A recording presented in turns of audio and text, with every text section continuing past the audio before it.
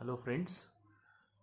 Last term पे हम लोगों ने एंट्रोपी देखी थी, entropy change for an irreversible process. उससे पहले हमने रिवर्सिबल प्रोसेस के लिए देखी थी। ठीक है, तो हमने बेसिक डेफिनेशन एंट्रोपी की फाइंड करी थी mathematically, that entropy change is equal to heat transfer per unit temperature. हम कह सकते हैं यूनिट टेम्परेचर पे जो हीट ट्रांसफर हो रहा है किसी सिस्टम पे, that is change in entropy, mathematical measure of that. And physically हम लोग जानते हैं entropy is the measure of randomness और डिसऑर्डर ऑफ एनी सिस्टम। ठीक है, ऑब्वियसली किसी सिस्टम पे हीट ऐड होगी तो उसकी रैंडमनेस बढ़ेगी, रैंडमनेस बढ़ेगी। आप समझ सकते हैं, अगर आप वाटर को गर्म करते हैं तो वाटर के मॉलिक्यूल्स की रैंडमनेस बढ़ती है। ठीक है, तो हीट ऐड करना मीन्स रैंडमनेस बढ़ना, और फर्दर गर्म कर दो वाटर को, स्टीम में कन्वर्ट हो जाएगा और भी रैंडमनेस बढ़ जाएगी। ठीक है, और वाटर को अगर आप ऑन द कंट्री ठंडा करते हो तो क्या हो रहा है, वाटर कूल हो रहा है, वो कुछ टाइम पर आइस में कन्वर्ट हो जाता है। तो इस केस में उसकी रैंडमनेस घटती रहती है। आइस में आप जानते हैं आइस पार्टिकल्स की रैंडमनेस कम होती है, सॉलिड हो जाता है वो।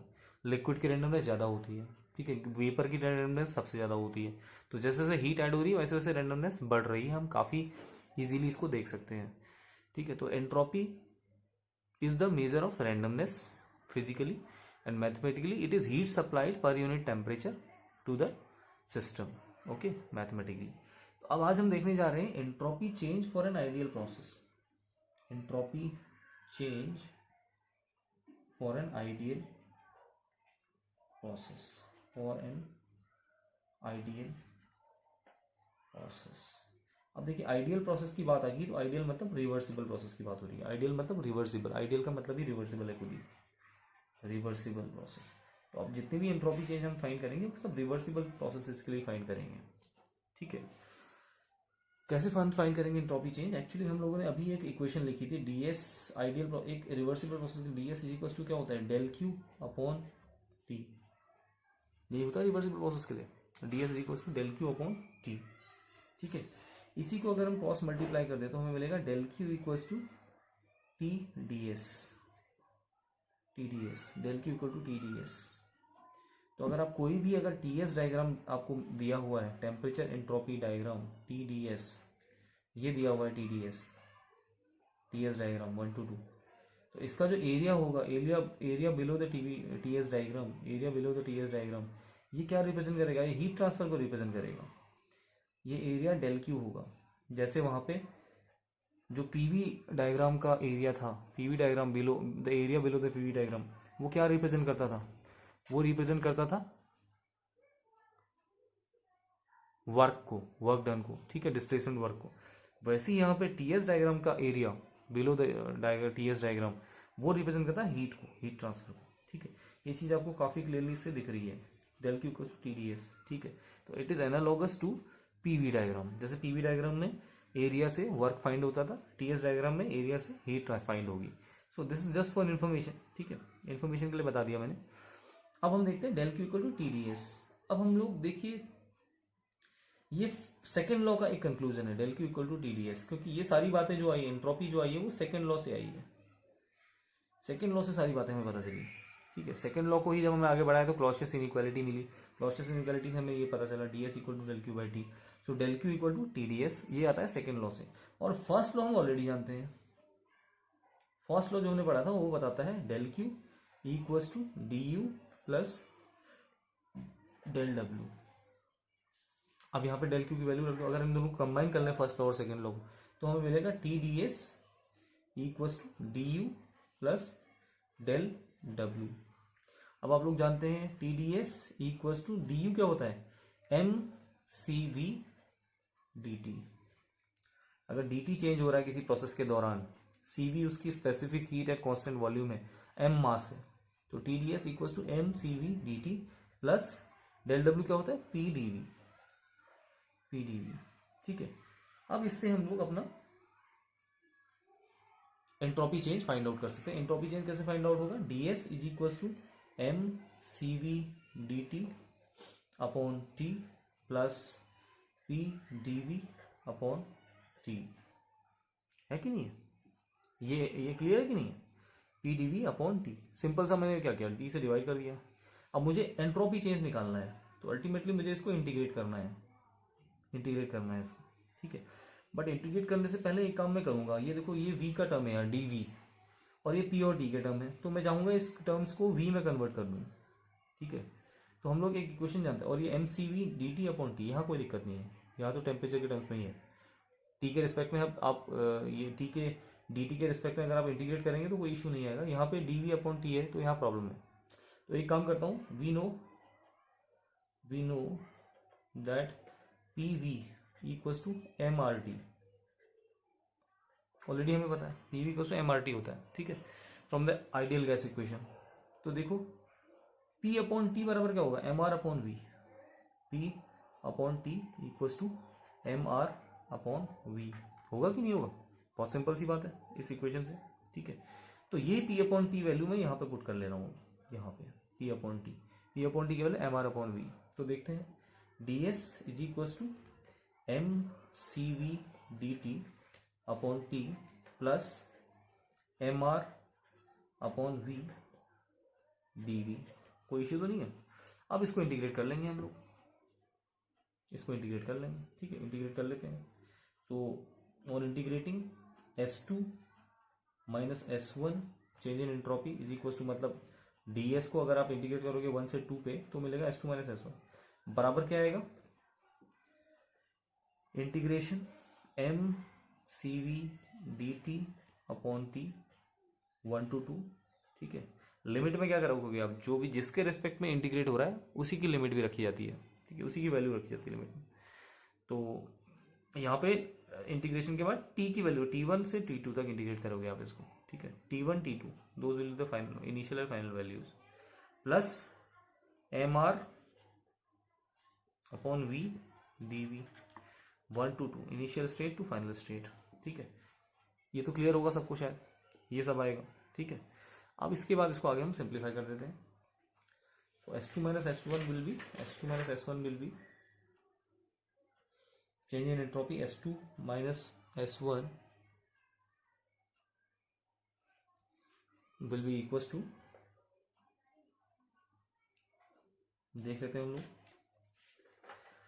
M C V D T upon T का इंटीग्रेशन क्या होगा, L N T, M C V तो कॉन्स्टेंट है पूरा, ठीक है, एम सी वी इसका इंटीग्रेशन क्या होगा, D T upon T L N T, L N T को इंटीग्रेट कहाँ से करोगे, इनिशियल लिमिट T1 से फाइनल लिमिट T2 तक, इनिशियल स्टेट पे टेम्परेचर होगा T1, फाइनल स्टेट पे टेम्परेचर होगा T2, ठीक है, इसी लिमिट को पुट करोगे आप यहाँ पे, प्लस अगला टर्म क्या है, अगला टर्म है M R D V upon V, ठीक है, एम आर बाहर आ जाएगा, कांस्टेंट है पूरा, डी वी अपॉन वी को करोगे तो एल एन वी हो जाएगा, ठीक है, plus M R L N V from V1 to V2, कोई डाउट तो नहीं है इसमें, सिंपल सा है, ठीक है, इंटीग्रेट कर दिया हमने। तो change in entropy S2 minus S1 will be equals to M C V L N T2 minus L N T1, मतलब L N T2 by T1, L N में आप L N T2 minus L N T1 करते हैं तो उसी को लिख सकते हैं L N T2 upon T1, plus M R similarly L N V2 upon V1. Okay, so this is the formula for the change in entropy for any ideal process. किसी भी आइडियल प्रोसेस के लिए आप इस तरीके से निकाल सकते हो, M C V L N T2 by T1 plus M R L N V2 by V1, समझ गए कि नहीं, इससे निकाल सकते हैं। ये बहुत अच्छा फॉर्मूला है, बहुत अच्छा फॉर्मूला न्यूमेरिकल्स के लिए, क्वेश्चंस के लिए, ठीक है, इस पे बेस हम क्वेश्चंस कर सकते हैं। अब इसी फॉर्मूले को एक दूसरे तरीके से भी हम देख सकते हैं, ठीक है, एक और तरीका है इसका, ऐसा ही मतलब इसी का दूसरा फॉर्म भी है, इसी फॉर्मूले में, फॉर्मूला तो यही है, एक और दूसरा फॉर्म भी है, तो इसी हाथ हम उस दूसरे फॉर्म को भी देख लेते हैं जिससे कि हमें कोई इशू ना हो, ठीक है। तो हमने शुरुआत करी थी इस इक्वेशन से, T D S equal to D U plus del W, ठीक है, T D S equal to D U plus del W, फिर से उसको लिख लेते हैं, फिर से मैं एक और दूसरे फॉर्मूले को डेवलप कर रहा हूँ, दूसरा फॉर्मूला भी हम लोग यूज कर लेते हैं कई बार। तो हम लोग जानते हैं del Q equals to D U plus del W, already पता था हमें, ठीक है।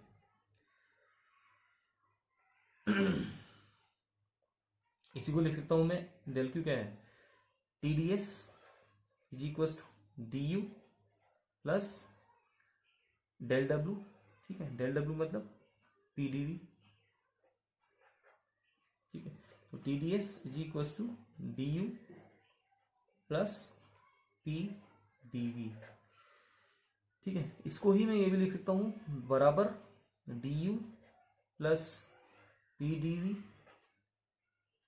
Plus V D P minus V D P. कोई दिक्कत तो नहीं है? D U plus P D V plus V D P minus V D P. अब ये जो टर्म है P D V plus V D P, इसका मतलब है D P V, differentiation of P into V, ऐसा लिख सकते हैं ना। देखिए D T S is equal to D U plus D of P V. ये डी ऑफ पी वी ही तो ये है कि नहीं है? है कि है ना। D U plus D P V मतलब क्या होगा? P D V plus V D P. ठीक है, तो ये चीज वही है जो यहाँ लिखी है, इसलिए इसको बैलेंस करने के लिए माइनस वी डी पी लिख दिया है मैंने। अब ये बराबर हो जा रहा है, जो पहले था वही हो चुका है। Okay, so D P V minus V D P, कोई इश्यू तो नहीं है। बस इस इक्वेशन को रीराइट किया, पी डी वी के बदले P D V plus V D P minus V D P लिखा है। उसके बाद P D V plus V D P का मतलब क्या है? D P we. ओके, तो वही किया मैंने। तो इसको लिख सकता हूं मैं D of U plus P we, लिख सकता हूँ कि नहीं, माइनस वी डी पी। कोई इश्यू तो नहीं है शायद इसमें। डी यू था, ये डी पी वी था, इन दोनों को एक साथ लिख दिया, D of U plus P V minus V D P. Okay, तो हो गया डी। आप जानते हो यू प्लस पी वी क्या है? ये होती है एंथैल्पी एच, तो इसको लिख सकता हूँ मैं D H minus V D P. Already हम लोग जानते हैं summation of internal energy plus P into V is known as enthalpy. तो T D S equal to D H minus V D P भी लिखा जा सकता है, D H minus V D P भी लिखा जा सकता है। ये दूसरी इक्वेशन है। एक्चुअली इन दोनों इक्वेशंस को टीडीएस इक्वेशन कहते हैं हम लोग। जैसे पहली इक्वेशन ये फर्स्ट टीडीएस इक्वेशन है, this is the first TDS equation, this is the second TDS equation. ठीक है, first TDS equation and second TDS equation. TDS equation इनको नाम दे दिया गया क्योंकि टीडीएस के टर्म्स इसमें है, इसीलिए टीडीएस इक्वेशन नाम दे दिया। कोई इशू वाली बात नहीं है, दिक्कत वाली बात कुछ नहीं है। ठीक है, बस टीडीएस इक्वेशन इनके नाम है केवल। अब आगे देख लेते हैं हम। इसके बाद देखिए TDS equal to D H minus V D P, इससे एक और फॉर्मूला ईजाद करेंगे। जैसे पहला फॉर्मूला हमने ये निकाला, दूसरा फॉर्मूला इससे निकल जाएगा। तो कुछ क्वेश्चंस जो होंगे वो इस फॉर्मूले के लिए सुटेबल होंगे, कुछ क्वेश्चंस पहले फॉर्मूले के लिए सुटेबल है। तो अकॉर्डिंगली हम क्वेश्चन सॉल्व करेंगे। तो T D S equal to D H minus V D P, आगे देखते हैं। T D S is equal to D H minus V D P, कोई दिक्कत तो नहीं है। ठीक है, अब देखिए फिर से देख लीजिए आप, T D S is equal to D H क्या होता है? M C P D T, M C P D T. हम किसी भी प्रोसेस के लिए डी एच बराबर M C P D T होता है, ऑलरेडी पढ़ चुके हैं पिछले मॉड्यूल में। डी एच बराबर M C P D T और डी यू बराबर M C V D T. जैसे पिछले वाले जो फॉर्मूला था उसमें हमने डी यू बराबर M C V D T रखा था, यहाँ पर डी एच बराबर M C P D T रख रहे हैं, minus V D P. Okay, इससे हम ds निकालेंगे। अब ds is equal to M C P D T upon T minus V D P upon T. अब फिर से वही करेंगे हम काम, जो काम हमने लास्ट टाइम पे किया था, लास्ट फॉर्मूला में, वैसा ही काम यहाँ भी करेंगे। ठीक है, कैसे करेंगे देख लेते हैं। आप जानते हो P V equal to M R T. इस बार हमें v अपॉन टी टर्म निकालना है, v अपॉन टी। तो यहां से देख लो v upon t, v upon t, v upon T बराबर क्या होगा? M R upon p, v upon T बराबर m are upon p. Clear है ना, सीधी सी बात है। ये टर्म मिल जाएगा हमें यहाँ से। ठीक है, इस टर्म को यहाँ पुट कर दो। अब ये v अपॉन टी को यहाँ पुट कर देंगे इसके बदले। ठीक है, तो क्या मिलेगा हमें? ds is equal to M C P D T upon T minus M are upon P D P. Okay, अब इसको इंटीग्रेट कर लेते हैं।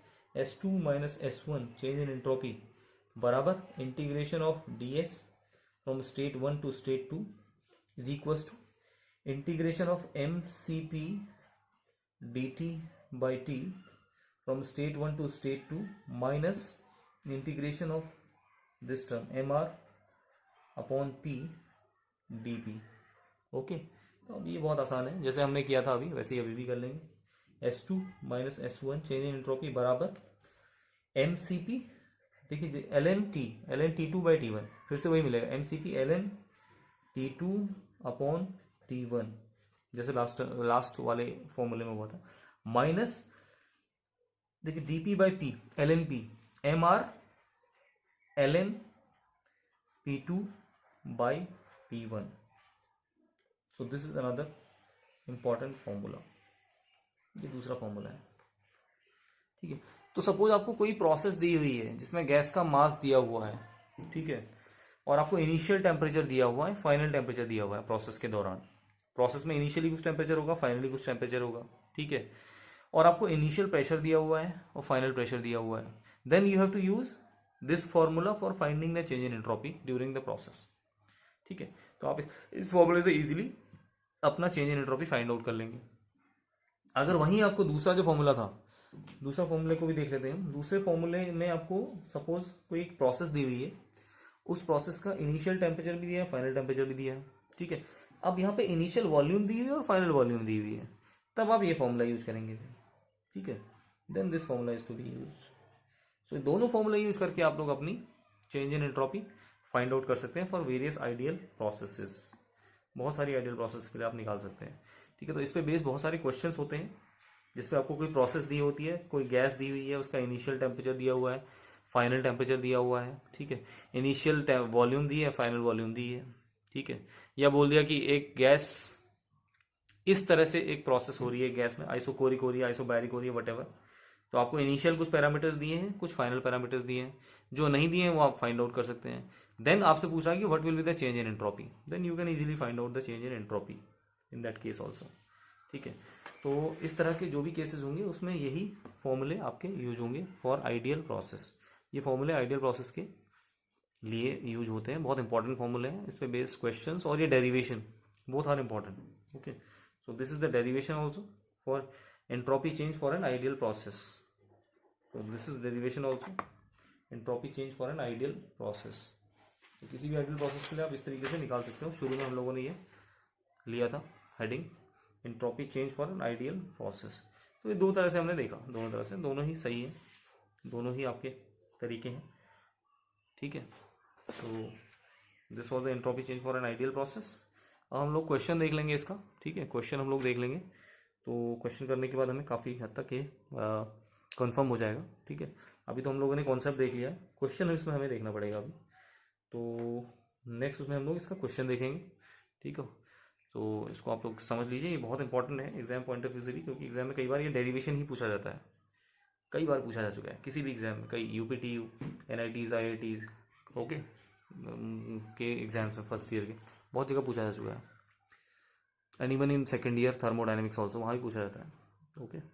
सो इम्पॉर्टेंट है, तो ध्यान दीजिए इसको, ठीक है. Thank you so much.